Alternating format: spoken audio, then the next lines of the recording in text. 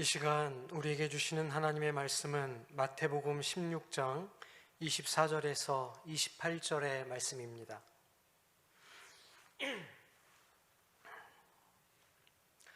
하나님의 말씀을 받들어 읽겠습니다. 이에 예수께서 제자들에게 이르시되 누구든지 나를 따라오려거든 자기를 부인하고 자기 십자가를 지고 나를 따를 것이니라. 누구든지 제 목숨을 구원하고자 하면 잃을 것이요 누구든지 나를 위하여 제 목숨을 잃으면 찾으리라. 사람이 만일 온 천하를 얻고도 제 목숨을 잃으면 무엇이 유익하리요? 사람이 무엇을 주고 제 목숨과 바꾸겠느냐? 인자가 아버지의 영광으로 그 천사들과 함께 오리니 그때 각 사람이 행한 대로 갚으리라. 진실로 너희에게 이르노니 여기 서 있는 사람 중에 죽기 전에 인자가 그 왕권을 가지고 오는 것을 볼 자들도 있느니라. 아멘.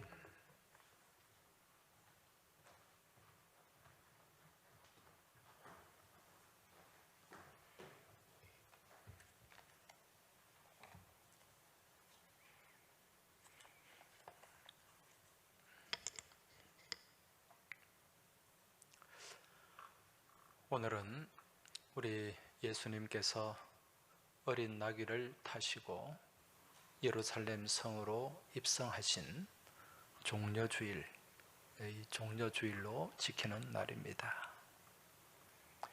그동안 예수님께서는 이 예루살렘 성으로 입성하시기 전에 갈릴리에 쭉 계셨습니다. 갈릴리에서 사역을 하시다가 이제 유대 지경으로 건너갔다, 그렇게 말씀합니다. 유대 지경이라고 하는 곳은 요단강 건너편에 있는 지금으로 말씀드리면 요르단 지역이지요. 그쪽 이방 지역에 유대인들이 살고 있었던 그 땅을 얘기합니다. 그곳에 가서 또 어린아이들을 안수하시고 축복하시고 또 그 사역을 감당하시다가 다시 요단강을 건너서 여리고로 들어오셨습니다. 여리고에서는 누구를 만났는가? 우리가 잘 아는 키 작은 삭개오를 만나시고 또 그 집에 구원을 베푸셨던 거죠.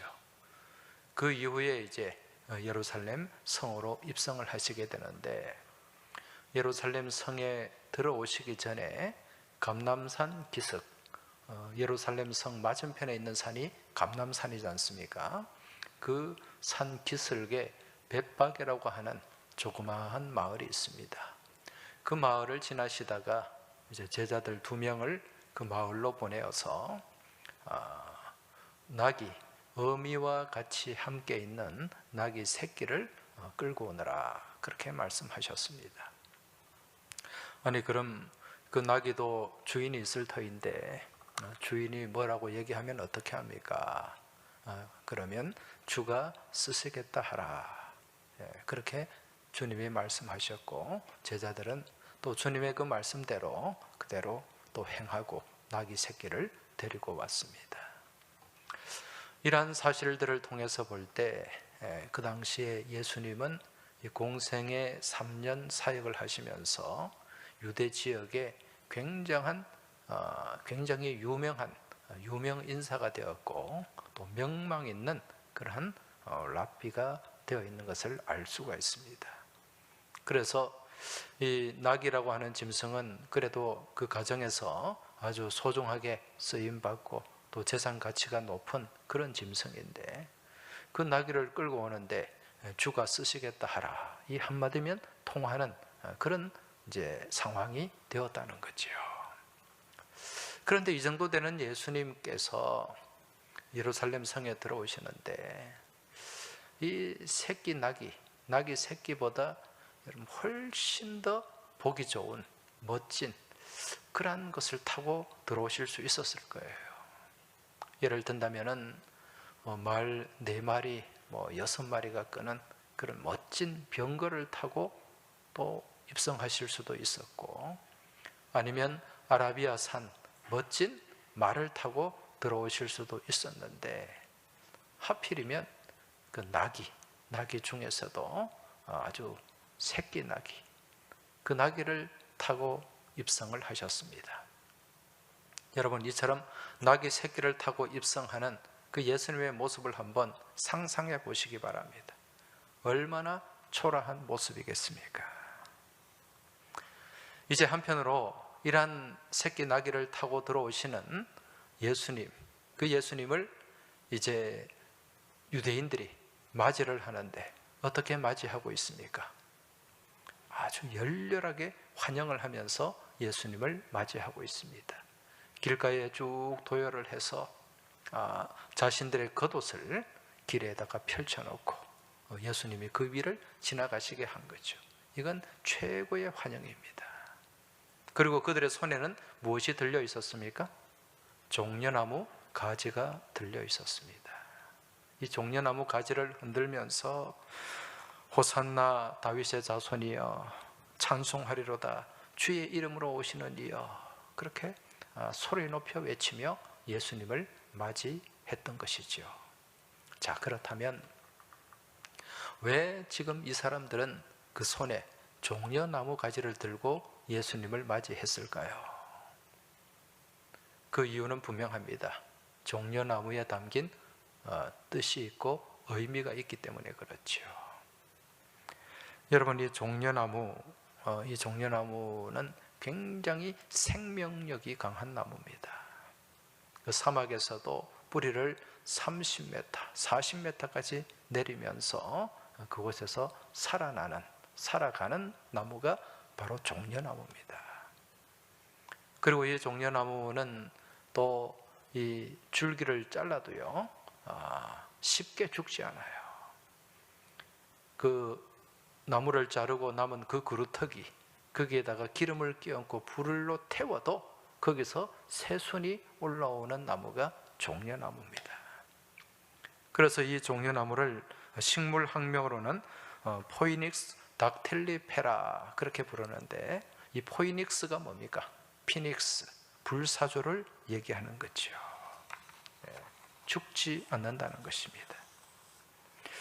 그래서 이처럼 종려나무의 강력한 생명력이 이제 유대 사람들에게는 부활의 존재로 인식이 된 거죠. 부활의 생명의 능력을 가지고 있는 나무다. 이와 더불어서 또 이 종려나무는 이 사막을 여행하는 여행자들에게는 희망의 상징입니다. 그 무더운 사막을 여행하면서 걸어가던 이 사막의 여행자들이 멀리서 종려나무가 보이면 저기에 오아시스가 있구나라는 희망을 갖게 되는 거죠.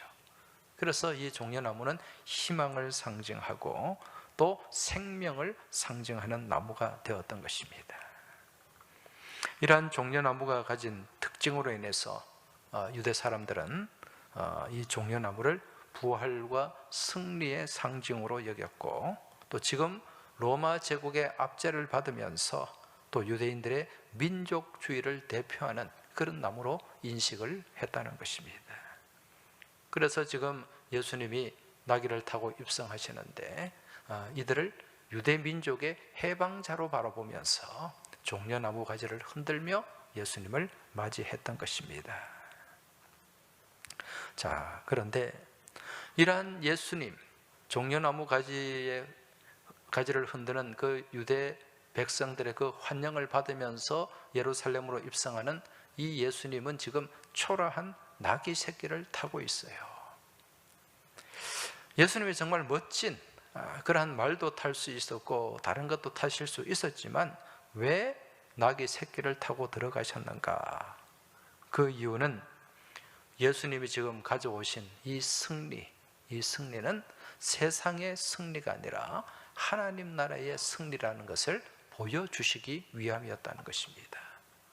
무슨 말인고 하면, 여러분, 세상에서 일반적으로 생각하는 승리는 어떻습니까?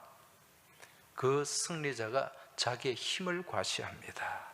그리고 사람들 위해서 군림을 하게 됩니다. 예를 들어서 어느 전쟁터에 나가서 큰 승리를 거두고 들어오는 개선 장군, 한번 생각해 보세요. 아주 멋진 말을 타고 멋진 치장을 하고 그렇게 사람들의 환영을 받으면서 입성을 하지 않습니까? 이게 세상의 승리자의 모습이라는 것입니다. 그 힘을 과시합니다. 그러나 하나님 나라의 승리는 그렇지가 않다는 거죠. 하나님 나라의 승리는 낮은 가운데 얻게 되는 승리, 겸손한 자리에서 높아지는 승리, 이 승리를 얘기하는 거죠.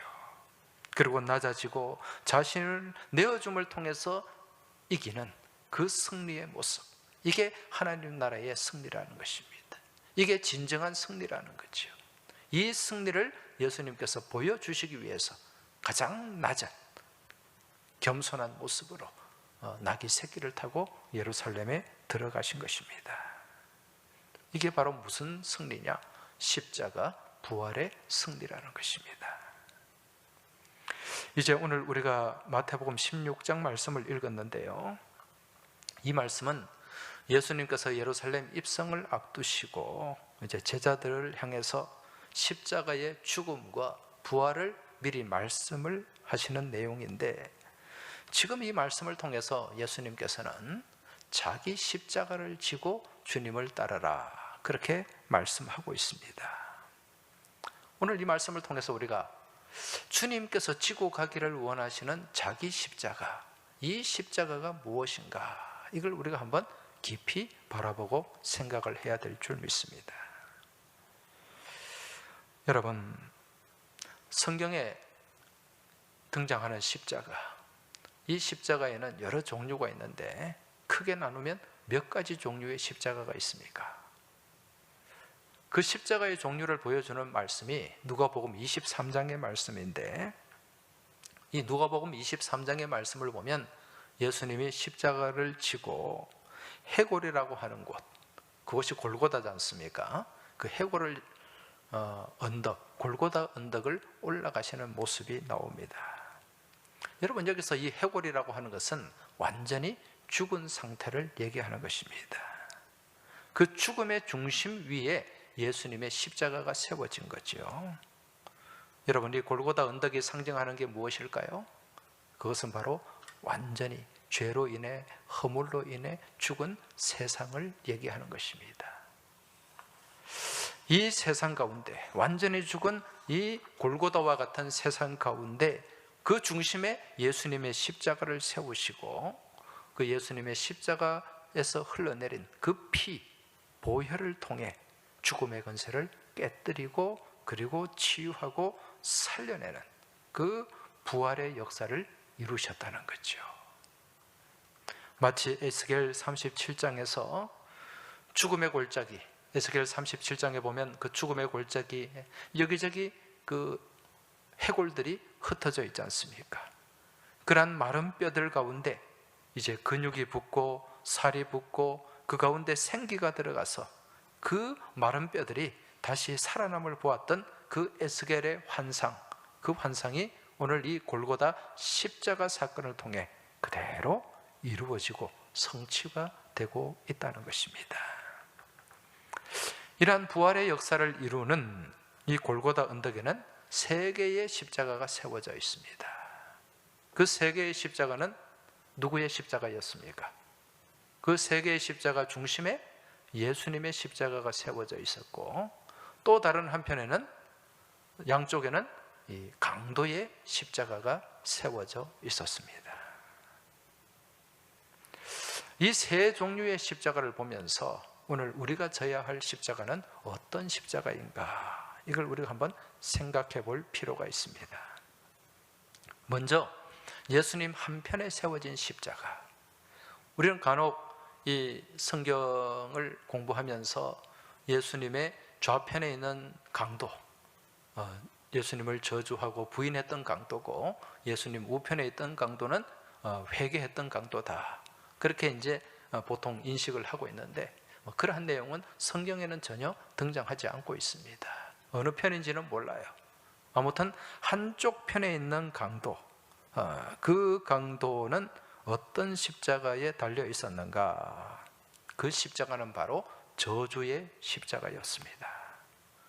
누가복음 23장 39절의 말씀을 보면 이런 말씀이 나옵니다.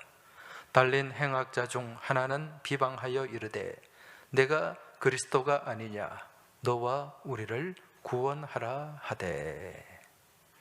자, 이 예수님 한쪽 편에 달린 강도, 이 강도는 전혀 자신의 죄를 깨닫지 못하고 또 자기 옆에 달려있는 예수님을 원망하고 비방합니다. 그러면서 말하기를 네가 그리스도가 아니냐 너와 우리를 구원해 보아라, 그렇게 말하면서 조롱까지 하고 있는 모습, 이게 지금 저주의 십자가에 달린 모습이라는 거죠. 여러분, 이 저주의 십자가에 달린 모습을 보면서 누구의 모습이 떠오릅니까? 그 모습은 바로 오늘날 이 땅에서 죄 가운데 살아가면서 예수님을 인정하지도 않고 예수님을 부인하고 부정하는 사람들의 모습입니다. 이러한 사람들은 자신의 죄를 전혀 깨닫지를 못해요. 자기가 늘 옳다는 생각에 사로잡혀서 살아갑니다. 그래서 죽을 때까지 자기 주장, 자기 고집에 사로잡혀서 그렇게 상대방을 저주하며 예수님을 인정하지 않고 그렇게 불신 가운데 살아가는 거죠. 이게 바로 저주의 십자가입니다. 어떻게 보면 지금 이 사람은 예수님과 가장 가까운 곳에 있으면서 충분한 구원의 기회가 있었어요. 하지만 끝까지 예수님의 메시아 되심을 인정하지 않았던 거죠. 자기 주장, 자기 고집에 사로잡혀 있다가 그 기회를 박탈당하고 만 것입니다. 여러분, 오늘날 우리 주변에 이러한 모습들이 얼마나 많습니까? 끝까지 예수님을 인정하지 않아요. 예수님을 거절해요. 그리고 심지어는 또 예수님을 저주까지 하는 그런 사람들도 있습니다. 그로 인해 다시는 구원의 기회가 주어지지 않는 십자가, 이 십자가가 바로 저주의 십자가라는 것입니다. 이와 더불어 또 지금 예수님 곁에 다른 한쪽에는 또 다른 강도가 달려있지 않습니까? 이 사람이 달린 십자가, 이 십자가는 무슨 십자가인가? 양심의 십자가입니다. 누가복음 23장 40절에서 41절 말씀을 보면 하나는 그 사람을 꾸짖어 이르되 내가 동일한 정죄를 받고서도 하나님을 두려워하지 아니하느냐? 우리는 우리가 행한 일에 상당한 보응을 받는 것이니 이에 당연하거니와 이 사람이 행한 것은 옳지 않은 것이 없느니라. 자, 이렇게 말씀하고 있습니다. 지금 이 사람이 하는 말이 너와 나는 우리가 범한 죄로 인하여 마땅한 처벌을 받고 있지만은 지금 이분은 아무런 죄가 없는 분이다. 죄가 없음에도 불구하고 이렇게 십자가에 달려있는 모습이 보이지 않느냐는 말이죠. 다시 말하면 지금 이 사람의 마음 가운데 무엇이 작동했는가? 양심이 작동을 한 것입니다.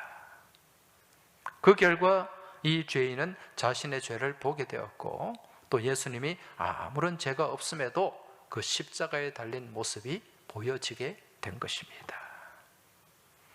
여러분, 대개 양심이라고 하면은요, 두 가지 종류가 있습니다. 일반 양심이 있고 신앙 양심이 있어요. 일반적인 양심은 누구나 가지고 있는 양심입니다. 이 양심이라고 하는 말은 한자로 보면 좋을 양자잖아요. 그래서 좋은 마음이라는 뜻입니다. 사람들에게는 나쁜 마음도 있지만은 또 한편으로는 좋은 마음도 가지고 있어요. 그래서 양심에 따라서 사는 사람들이 예수님을 안 믿어도 그런 사람들이 많이 있어요. 다른 사람에게 해를 입히는 것은 나쁜 거야. 다른 사람 물건을 훔치는 건 나쁜 거야. 살인하는 것은 나쁜 거야. 이게 다 양심에 의해서 깨닫는 것이거든요.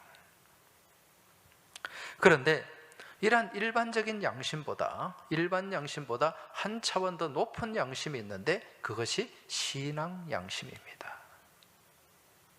이 신앙 양심을 갖게 되면 내가 죄인이라는 것을 깨닫게 됩니다. 그리고 예수님을 통해 죄 사함을 받았다는 그 사실 또한 믿을 수가 있다는 거예요. 그리고 이러한 신앙 양심 안에 살아가는 사람은 예수님을 통해 받은 그 은총, 그 구원의 은총이 너무도 귀하고 값진 것임을 알기 때문에 그 신앙의 빚을 갚기 위해 최선을 다하는 삶을 살아가게 됩니다. 이게 신앙 양심을 가진 사람의 모습이에요. 그러한 주님의 사랑의 빚, 은총의 빚을 깨달을 수 있기 때문에 그 신앙 양심 안에서 그 빚을 갚기 위해 살아가는 모습, 이게 헌신입니다. 우리가 하나님 앞에 예물을 드리고 봉헌하는 것도 신앙 양심 안에서 내가 봉헌을 하는 거예요. 내가 또 교회, 몸된 교회에 봉사하고 여러 속한 기관이나 부서에서 헌신하는 것, 이거 다 신앙 양심 안에서 이루어지는 사건이라는 거죠. 따라서 지금 예수님 곁에 있는 다른 한 강도는 이러한 신앙 양심의 십자가를 지고 있었고, 그 결과 자신의 죄를 돌아보았고 또 주님이 그리스도이심을 깨닫고 믿게 된 것입니다. 그 결과 이 강도는 주님께 이렇게 고백을 하고 있습니다. 42절, 43절, 누가복음 23장 42절을 먼저 보시면 이르되 예수여 당신의 나라에 임하실 때에 나를 기억하소서. 자, 이때 주님이 뭐라고 말씀하십니까? 내가 진실로 내게 이르노니 오늘 네가 나와 함께 낙원에 있으리라. 그렇게 말씀합니다. 이게 신앙 양심 안에서 이루어진 사건이라는 거죠. 자, 한쪽에 예수님을 중심으로 해서 한쪽에 있는 강도는 저주의 십자가, 또 한편에 있는 강도는 양심의 십자가를 이제 지고 거기에 달려 있었고, 마지막 중심에는 누구의 십자가가 있습니까? 주님의 십자가입니다. 우리 예수님이 달린 십자가죠. 이 주님의 십자가는 십자가에 달릴 하등의 이유가 없음에도 불구하고 온갖 조롱과 멸시와 천대와 침뱉음을 당하고 달린 십자가. 여러분, 이 십자가가 바로 주님의 십자가입니다. 예수님께서는 이 십자가에 달려서 예수님을 위해 눈물 흘리는 여인들을 위로하셨고, 또한 그 십자가에서 내려오라며 조롱하고 또 비웃는 많은 사람들과 군인들의 그 어리석음을 용서하는 용서의 십자가였다는 거지요. 그리고 그러한 십자가 죽음의 세력을 꺾으시고 부활하신 십자가, 그 십자가가 누구의 십자가인가? 바로 우리 주님의 십자가라는 것입니다. 이제 오늘 우리가 읽은 본문으로 돌아가서 본문 24절을 다시 보시면 예수님께서 이렇게 말씀하십니다. 누구든지 나를 따라오려거든 자기를 부인하고 자기 십자가를 지고 나를 따를 것이니라. 이렇게 말씀합니다. 지금 예수님께서는 우리를 향해 자기 십자가를 지라고 말씀하는데, 이 자기 십자가는 이 세 종류의 십자가 가운데 어떤 십자가를 얘기하는 걸까요? 저주의 십자가? 양심의 십자가? 이 두 십자가가 아닌 바로 우리 주님께서 지신 그 십자가를 얘기하는 것입니다. 왜? 우리 주님이 지신 그 십자가에는 부활이 있고 생명이 있기 때문에 그 십자가를 지고 따라오라는 거죠. 때로는 내가 십자가를 질 만한 하등의 이유가 없음에도 불구하고 주님이 지셨기 때문에 주님 지신 그 십자가를 지고 따라오라는 것입니다. 오늘 이어지는 본문 25절 말씀을 보면 누구든지 제 목숨을 구원하고자 하면 잃을 것이요 누구든지 나를 위하여 제 목숨을 잃으면 찾으리라. 무슨 십자가입니까? 하나님을 사랑하고 이웃을 사랑하는 십자가. 더 나아가서 원수까지도 사랑할 수 있는, 용서할 수 있는 십자가. 이 십자가가 바로 주님의 십자가입니다. 대속의 십자가요, 용서의 십자가요, 부활의 십자가라는 것입니다. 여러분, 이 십자가를 지고 우리가 주님을 따라가야 돼요. 물론 십자가 지는 것이 힘듭니다. 어렵습니다. 고난입니다. 쉽지가 않아요. 때로는 수치스럽기도 하고 때로는 절망스럽기도 합니다. 그럼에도 불구하고 이 십자가를 지고 가야 된다는 거죠. 왜? 이 십자가 안에 부활이 있고, 이 십자가 안에 은총이 있고, 이 십자가 가운데 축복이 있기 때문에 그렇습니다. 그래서 우리가 믿음 생활하면서 억지로라도 이 십자가를 지고 주님을 따라가야 됩니다. 여러분, 예수님께서 십자가를 지고 이 골고다 언덕을 올라가셨지 않습니까? 그 언덕을 비아 돌로로사라고 얘기합니다. 고난의 길이죠. 그 고난의 길을 십자가를 지고 올라가시면서 가다가 쓰러지시고 또 가다가 쓰러지시고 그렇게 쓰러지셨습니다. 그래서 도저히 안 되어서 이 로마 군인들이 길 가던 사람 한 사람을 불러서 그 십자가를 대신 지게 했지 않습니까? 그 십자가를 진 사람이 누구였습니까? 구레네 사람 시몬이라는 사람입니다. 마가복음 말씀에 보면은요, 15장 21절에 이렇게 말씀이 기록되어 있습니다. 마침 알렉산더와 루포의 아버지인 구레네 사람 시몬이 시골로부터 와서 지나가는데 그들이 그를 억지로 같이 가게 하여 예수의 십자가를 지우고. 지금 이 구레네, 이 아프리카 지역입니다. 멀리 있던 이 구레네 사람 시몬이 예루살렘에 올라왔다가 그 광경을 보고 있다가 정말 생각지도 않았던 그 십자가를 이제 지게 되는데 억지로 진 거죠. 억지로 그 십자가를 지고 갔는데 나중에 그 십자가를 지고 간 결과가 어떠했는가? 신약 로마서 16장 13절을 보면 이제 사도 바울이 이 로마서 말씀을 마무리하면서 이렇게 주변 사람들에게 인사를 하고 또 부탁하고 당부하는 그런 내용이 나오는데 16장 13절 말씀을 보면 이런 내용이 나옵니다.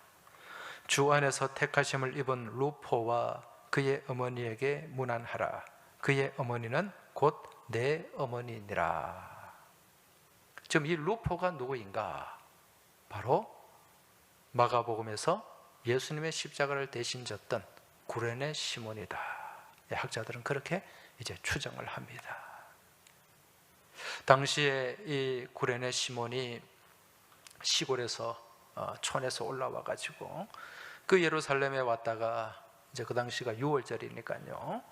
예수님이 지고 가는 그 십자가 지고 가는 광경을 우연히 목격을 하게 됩니다. 그러다가 그 군인에게 지목이 되어 가지고 십자가를 대신 지게 되고, 그때까지는 예수님이 전혀 누구인지 몰랐던 이 구레네 시몬이 그 십자가 골고다 언덕에서 펼쳐지는 그 십자가 사건을 바라보면서 예수님을 구주로 영접하게 되고 이제 믿음 안에 그 가정이 복음화가 된 거죠. 그리고 그 이후에 그 자녀들이 정말 믿음 안에서 훌륭한 초대교회를 세우고 헌신하는 일꾼이 되어서 사도 바울이 특별히 그 루포의 어머니 구레네 시몬의 부인이라고 할 수가 있죠. 부탁을 하고 그 어머니는 내 어머니라고 할 정도의 초대교회에 정말 능력 있는 또 큰 역할을 감당하는 그런 위대한 종이 되었다는 것을 알 수가 있습니다. 여러분, 이게 십자가를 통해 얻게 되는 은혜요 축복이라는 것입니다. 내가 지고 가는 이 십자가를 통해서 내 삶이 복될 뿐만 아니라 내 가정에 내 자녀들까지 주님의 은혜의 장중에 머물게 되고 또 하나님 안에서 더 복된 믿음의 가정, 믿음의 가문으로 뻗어가게 되는 그런 은혜와 복을 누릴 수가 있는데 그것이 바로 십자가를 지고 감을 통해 얻는 은혜라는 것입니다. 그래서 주님의 십자가는 그 지고 가는 가운데 정말 고달픔이 있고요, 눈물이 나고 괴롭고 때로는 억울하기까지도 합니다. 하지만 그 십자가를 정말 무던히 순종하며 묵묵히 그렇게 지고 갈 때 그 십자가를 통해 우리에게 부활의 은총이 주어지게 되고, 또 그 부활의 영광과 더불어서 우리에게 주어지는 이 땅 가운데 또 하나님의 축복과 은혜가 있다는 사실입니다. 그리고 이 십자가의 능력 안에서 내가 이 거친 세파를 이기고 승리할 수가 있다는 사실입니다. 오래전에 아프리카에서 선교를 하셨던 아프리카 나이지리아라는 나라가 있지 않습니까? 그곳에서 선교를 했던 로엘 케네디라고 하는 선교사님이 있습니다. 이분이 그 나이지리아에 가서 원주민들을 대상으로 복음을 전했는데, 이제 그 복음을 영접한 원주민 몇 사람들을 데리고 또 밀림 속에 있는 미전도 종족을 향해 이제 전도를 향해 선교를 위해서 떠났어요. 한참 그 더운 밀림 이제 정거를 이렇게 지나가는데, 한참 가다가 이 원주민들이 무거운 돌을 하나씩 찾아가지고 그 돌을 드는 겁니다. 돌을 안고 이제 걸어가는 거죠. 그러면서 이 케네디 선교사님한테 말하기를, 선교사님도 이 돌 들 수 있는 한 가장 무거운 돌을 하나씩 드세요. 그렇게 얘기를 하는 거죠. 근데 선교사님이 생각할 때 이 돌이 아무짝에도 쓸모없는 돌입니다. 이 날도 덥고 힘든데 뭐 한다고 이 무거운 돌까지 들고 가느냐, 이런 생각을 했던 거지요. 한참을 갔는데요, 가니까 그 앞에 이 내가 흐릅니다. 강은 아니고 이 개울인데 굉장히 물살이 급해요. 그런데 이 원주민들은 자기가 안고 온 그 돌을 하나씩 들고서 이제 그 개울로 들어갔는데, 강으로 들어가는데 그 물살에 휩쓸리지 않고 그 강을 잘 건너가는 거죠. 그래서 이 선교사님은 그냥 돌 없이 한번 건너보려고 그 물가에 발을 내딛고 들어갔는데 물살이 너무 급해가지고 도저히 건널 수가 없는 것입니다. 그래서 이 원주민들이 막 소리치면서, 선교사님 다시 가서 그 돌 가져오세요. 그래서 다시 왔던 데까지 가서 그 돌을 들고 와서 돌을 안고 물에 들어갔더니 그 물살을 견딜 수가 있더라는 것입니다. 그래서 무사히 그 겨울을 건너서 이제 선교지로 들어갈 수가 있었는데, 이제 이 선교사님이 이제 이 일을 생각하면서 무슨 생각을 했는가? 지금 내가 당장 지고 가는 이 돌이 무겁지만은 나를 이 거친 물살에 떠내려가지 않는 힘이 되어주고 나를 돕는 도구가 되었구나, 이걸 깨닫게 됐는데, 그러면서 무엇을 떠올리는가? 주님의 십자가를 떠올리게 되었습니다. 여러분, 주님의 그 십자가, 이 십자가가 지고 가기엔 내게 너무 버겁고 무겁고 힘겨운 것입니다. 무거운 짐입니다. 그런데 이 괴로움과 고난의 도구 같은 이 십자가를 내가 지고 감을 통해서 여러분, 이 세상의 거친 세파, 거친 물살에 휩쓸려 가지 않게 된다는 것입니다. 이 십자가를 지고 감으로써 이 세상이라는 험한 세상이라고 하는 강을 우리가 무사히 건너갈 수 있는 거죠. 안 그러면 세파에 휩쓸리고 떠내려가서 다 죽게 됩니다. 그리고 이 십자가를 지려고 하면 어떻게 져야 됩니까? 허리를 꼿꼿이 세워가지고 십자가를 질 수 있습니까? 아니죠. 십자가를 지기 위해서는 허리를 숙여야 됩니다. 자세를 낮추어야 돼요. 무슨 얘기입니까? 내가 십자가를 지고 감을 통해서 겸손한 삶을 살 수 있다는 것입니다. 여러분, 우리 주님은 겸손한 자는 높이 세워주시고 꼿꼿하게 교만한 자는 하나님이 꺾으신다고 말씀하고 있습니다. 우리가 이 십자가를 지고 감을 통해서, 겸손한 십자가의 삶을 통해서 우리 주님께 인정받게 되고 이 땅 가운데 더 존귀하게 살아가게 되는 그런 복된 삶을 살아가는 도구가 바로 십자가라는 거지요. 그리고 이 십자가는 주님을 온전히 따르게 하는 도구입니다. 우리 주님이 지고 가신, 주님 가신 길, 그 십자가의 길, 나 또한 십자가를 져야만 따라갈 수가 있어요. 십자가 없이 주님을 따라간다는 것 어불성설입니다. 여러분, 우리 안에 십자가가 없어 보세요. 내 마음대로, 내 생각대로, 내 고집대로, 내 가고 싶은 대로 갑니다. 그러나 주님의 십자가를 지고 따라가면 묵묵히 주님 가신 길, 그 십자가의 길을 우리가 따라가게 되는 줄 믿으시기 바랍니다. 결국 이 십자가를 지고 가는 이 십자가의 길이 고난의 길도 아니고 저주의 길도 아니고 이 길이 은총의 길이요, 생명의 길이요, 부활의 길이요, 축복의 길임을 우리가 깨달을 수가 있는 것입니다. 여러분, 지금 우리 주님께서 이제 십자가 지고 골고다 언덕을 오르신 이 고난 주간, 우리가 한 주간을 지나게 되는데 이 주간을 지내면서 주님의 십자가를 지시기 바랍니다. 그 십자가가 나의 십자가, 자기 십자가가 될 수 있길 바랍니다.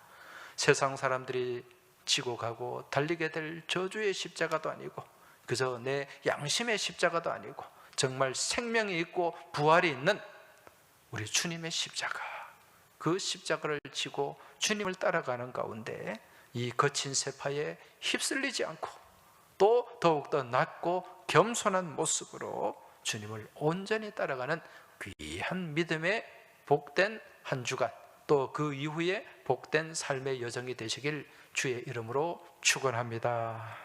기도드리겠습니다. 하나님 아버지, 저희가 주님을 따른다고 하면서 주님께서 지신 십자가는 지지 않고 내 생각대로, 내 고집대로, 내 가고 싶은 대로 가려고 했던 적이 한두 번이 아니었음을 이 시간 고백합니다.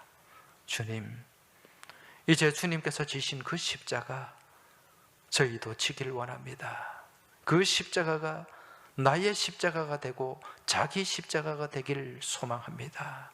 주님, 이 십자가를 지고 주님을 따름으로 거친 세파에 휩쓸리지 않게 하시고 죄악 가운데 떠내려가지 않게 하여 주옵시고 이 십자가를 지고 온전히 주님을 따라가는 겸손한 믿음의 삶이 되게 하여 주옵소서. 아울러 이 십자가를 통해 부어주시는 부활의 은총과 생명의 능력이 저희 삶 가운데 충만하길 소망하며 우리 주님 예수 그리스도 이름으로 기도하옵나이다. 아멘.